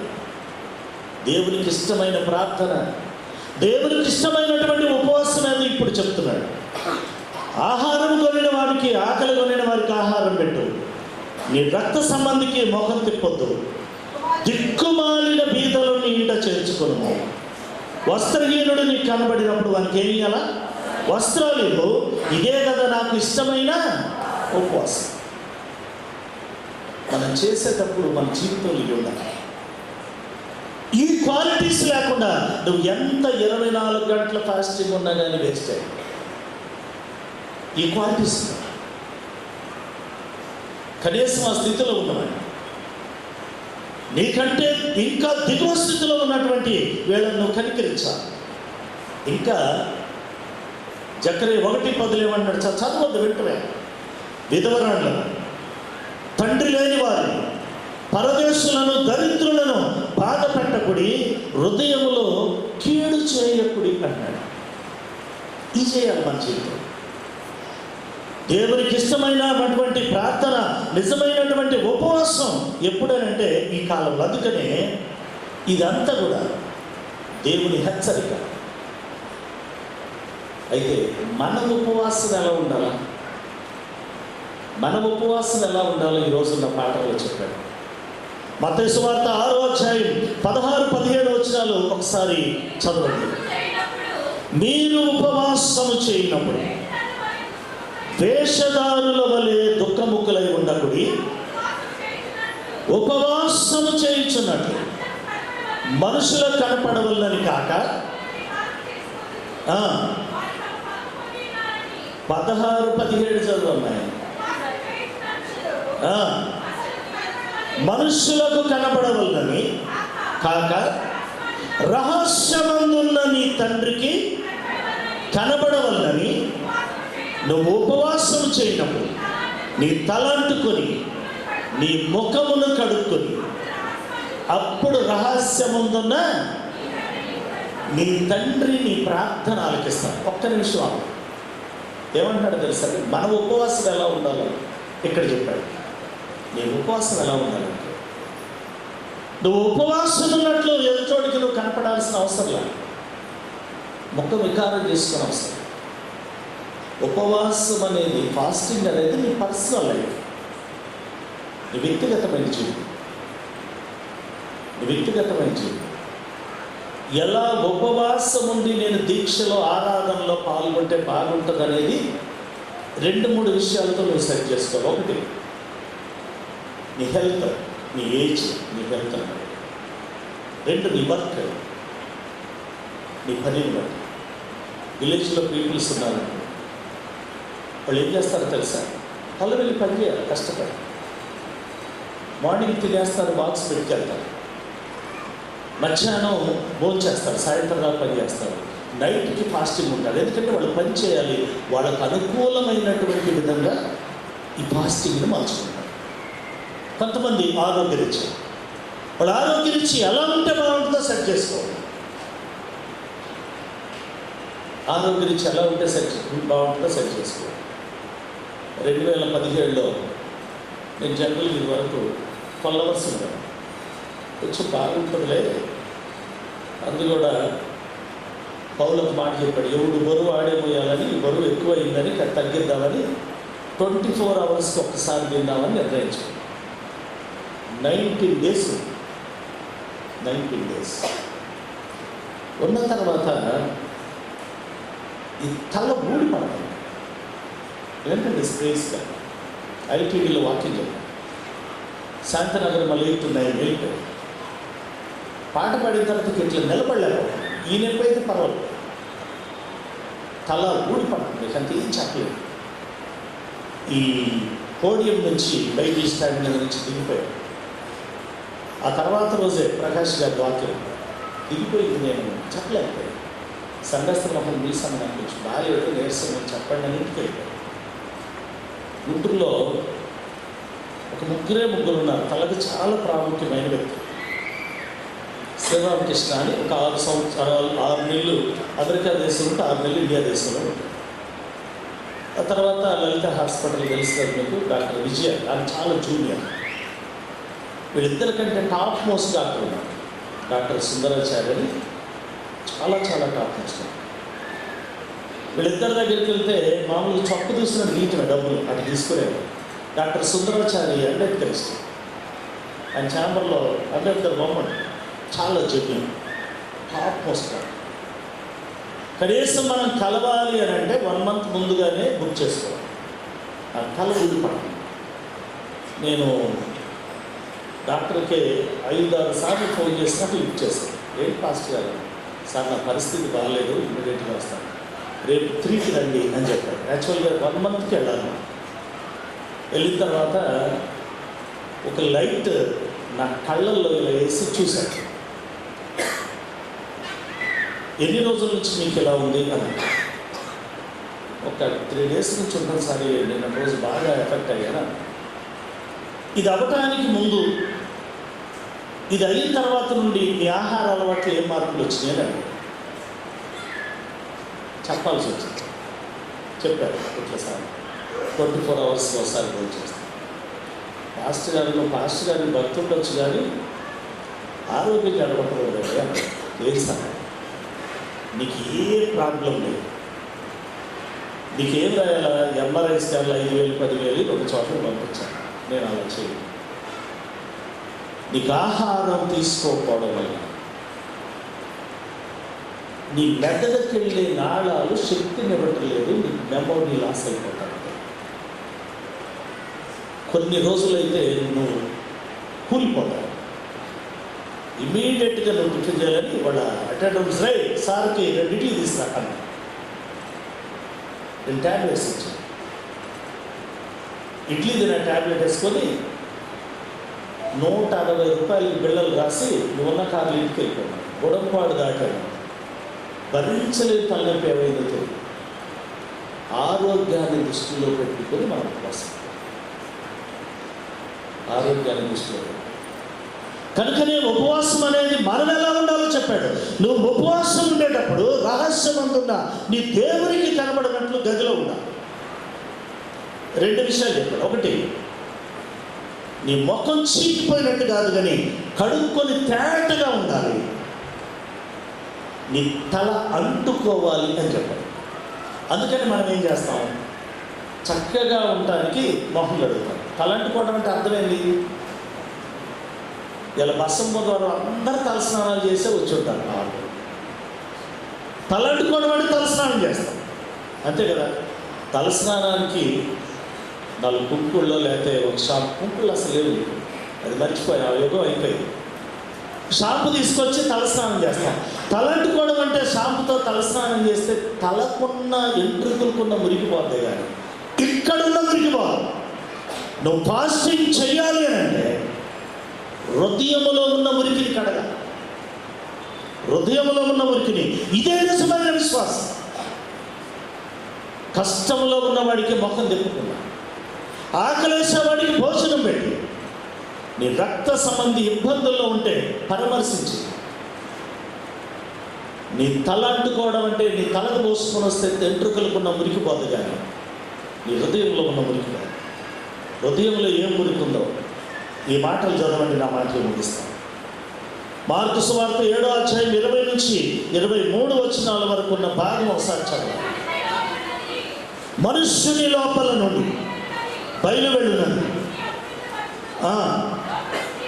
లోపల నుండి అనగా ఎక్కడి నుంచి? మనుష్యుల హృదయంలో నుంచి దురాలోచనలు, జారత్వం, దొంగతనం, నరహత్య, వ్యభిచారం, లోపములు, చెడుతనం, కృత్రిమం, కామవికారం, మత్సరం, దేవదూషణ, అహంభావం, అవివేకం, ఇవన్నీ ఎక్కడి నుంచి వస్తాయి? ఎన్ని హృదయంలో పెట్టుకొని తలస్నానం చేసి తెలుగులో చీర కట్టుకొని వస్తాయి ఉపవాసంగా. ఇది ఈ కడగ ఇది తీసేసుకో. మనము పాశ్చాత్య దేశాల్లో అమెరికన్స్ చేసే ఉపవాసం ఏంటో తెలుసా? చాలామంది ఉపవాసాలు ఉంటారు. అమెరికన్ ఉపవాసం ఉన్నాడు అని అంటే దేవుని పేరు, ఇది పర్సనల్ లైఫ్కి సంబంధించి. మార్నింగ్ బ్రేక్ఫాస్ట్, మధ్యాహ్నం లంచ్, ఇవన్నీ మానేసి ఈవినింగ్ చేస్తాడు. ఎందుకంటే తన ఆత్మీయ జీవితాన్ని ప్రభుత్వ నల్లగొట్టుకోవడానికి రిలేషన్. ఉదయం బ్రేక్ఫాస్ట్ చేయలేదనుకో $1 ఖర్చు, దాన్ని పక్కనేస్తాడు. మధ్యాహ్నం లంచ్కి ఒక $5 ఖర్చు అనుకో, ఈ $5 పక్కనేస్తాడు. రాత్రికి తను ఏం తింటాడో, సప్పర్ ఏం తింటాడో దాన్ని తీసుకుంటాడు. మనం ఏం చేస్తామంటే ఉదయం బ్రేక్ఫాస్ట్ చేయాలి, మధ్యాహ్నం లంచ్ చేయాలి. ఉదయం బ్రేక్ఫాస్ట్, మధ్యాహ్నం లంచ్, సాయంత్రం డబల్ క్వాటా తింటాడు. డబల్ తింటాం, డబల్ మీల్స్ చేస్తామండి. వాళ్ళకి మనకున్న ఉద్దేశం ఏంటో తెలుసా? వాడు బ్రేక్ఫాస్ట్కి తీసిన $1ని, మధ్యాహ్నం లంచ్కి తీసిన $ని పక్కన పెట్టి రాత్రి తినదాన్ని తిని, ఆ వారంలో ఎవడైతే బాటసారి, అన్నం లేనివాడు, రక్త సంబంధి కష్టముగా ఉంటే ఈ $ని వాడికి ఇస్తారు. ఇది ఉపవాసం, ఇది ప్రేమించడం. ఆకల్లో ఉన్నవాడికి $లో నుంచి భోజనం పెడతారు. దేహి అని బాటసారి వస్తే వాడికి సహాయం చేస్తారు. రక్త సంబంధి కష్టములదై ఇదిగో ప్రభు పేరిట వాడికి హెల్ప్ చేస్తారు. మన ఉపవాసం మాత్రం. నా ప్రియ సంగమా, ఈరోజు నిజంగా నువ్వు ఫాస్టింగ్ ఉండాలి. ఈ 40 దినాలు దీక్షలో, మండలకాల ధ్యాన ఆరాధనలోనికి నువ్వు ఈ విధంగా పాటిస్తే, నువ్వు ఏ సమయాన్ని కేటాయించుకున్నావు, ఆ సమయాన్ని నువ్వు తీసుకునే ఆహారానికి అయ్యే ఖర్చుని దేవుని సన్నిధిలో మీ కొరకు బాక్సులు పెట్టబడ్డాయి, డబ్బాలు బయట పెట్టబడ్డాయి. నువ్వు లంచా, నైట్ డిన్నరా, మార్నింగ్ బ్రేక్ఫాస్ట్, ఆ ఖర్చుతో అది సాయంత్రం డబల్ వినియోగించుకోకుండా దాన్ని తెచ్చి దేవుని సన్నిధిలోకి. నిజమైన ఫాస్టింగ్ ఉంది, ప్రభుత్వం నీకు రిలేషన్. ఈ మండలకాల ధ్యానానికి అర్థం, పరమార్థం ఉంటుంది. అప్పుడు జీవితం ధన్యం. అలాంటి కృప పరిశుద్ధాత్మ దేవుడు మనకు అనుగ్రహించునుగాక. ఆమేన్. సమస్త జ్ఞానమునకు మించిన దేవుని సమాధానం యేసుక్రీస్తు వల్ల మీ హృదయములకు తలంపులకు కావలి ఉండనుగాక.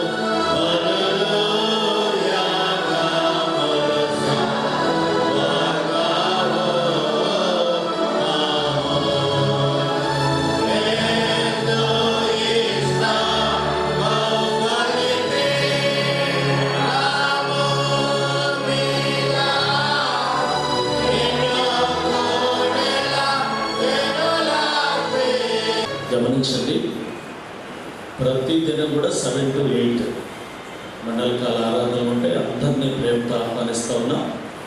చివరి ప్రార్థనలోకి వెళ్ళేటప్పుడు మోకరించగలిగిన వారు మోకరించండి, మిగతా వారు అలాగే లేచి నిలబడినట్లయితే చివరి ప్రార్థన, ప్రభు ప్రార్థన దీవెనతో ఆరాధన ముగించుకుందాం. మా ఆశ్రయదుర్గమా, విమోచకుడా, సర్వశక్తి కలిగిన ప్రియ పరలోకపు తండ్రి, మీ ఘనమైన నామానికి లెక్కలేని స్తుతి స్తోత్రాలు చెల్లిస్తూ ఉన్నాం. మా దేవా, ఈ మండలకాల ధ్యానంలో యాజ్ వెన్స్డే ఆరాధన పురస్కరించుకొని అనేక మంది బిడ్డలు ప్రభా మీ సన్నిధానానికి చేరిన మా సంఘ ప్రియులను, మీ ప్రియ బిడ్డలందరి కొరకై ప్రార్థిస్తూ ఉన్నాం. ప్రతి బిడ్డలు పేరు పేరున ప్రభా మీరు దీవించండి, ఆశీర్వదించండి, మీ కృపలో జ్ఞాపకం చేసుకోమని ప్రార్థన చేస్తూ ఉన్నాం. విశేషముగా నైనా ప్రతి బిడ్డ తన యొక్క సమయానికి అనుకూలమైన స్థితిలో, ఫాస్టింగ్ అనేది వారి పర్సనల్ లైఫ్ కనుక ఉపవాసం ఉండి మీ సన్నిధిలో దీక్షలో ఈ ఆరాధనలో పాల్గొనడం మనిషి జీవితానికి ఎంతో ఆశీర్వాదకరం. ఆత్మీయతలో మీకు దగ్గరగా జీవించడం కనుక నాయన లెంటన్ సీజన్ ఎలా ప్రారంభించబడిందో దాని ప్రాముఖ్యతను మేము తెలుసుకుంటూ వచ్చాం.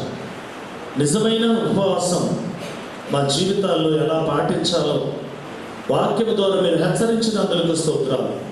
విత్తబడిన వాక్యం ప్రతి హృదయంలో మీరు ఫలింప చేయండి. మా సెంట్ మార్క్స్ సెమినరీ దేవాలయం కలిగి ఉన్న సంఘ బిడ్డలందరినీ కూడా పేరు పేరున మీరు దీవించి ఆశీర్వదించారు. ఈ 40 డేస్కి నా తండ్రి ప్రతిదినం సందేశాన్ని, వాక్య సందేశాన్ని ప్రభా విత్తడానికి ఏర్పాటు చేయబడినటువంటి ప్రతి బిడ్డను మీరు జ్ఞాపకం చేసుకొని మీ మహిమార్థమై వాడుకొని సంఘానికి బిడ్డలకు కావలసిన వర్తమానంతో ఆ బిడ్డలను మీ పక్షాన్ని జ్ఞాపకం చేసుకోమని ప్రార్థన చేస్తున్నా. రేపు మాట్లాడిన మీ దాసుని ప్రభా మీరు జ్ఞాపకం చేసుకోండి.